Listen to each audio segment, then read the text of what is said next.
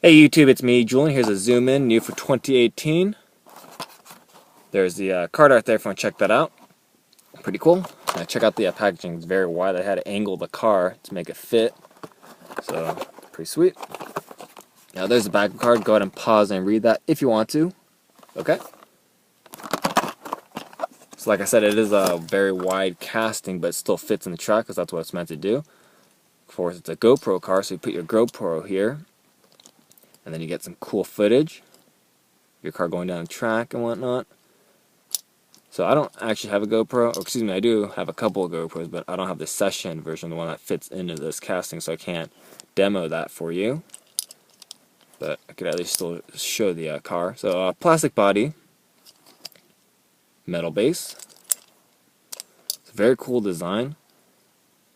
If I had a GoPro session, I would love to test it out, but I don't. So there it is. Thanks for watching. Please check out my other videos and keep collecting.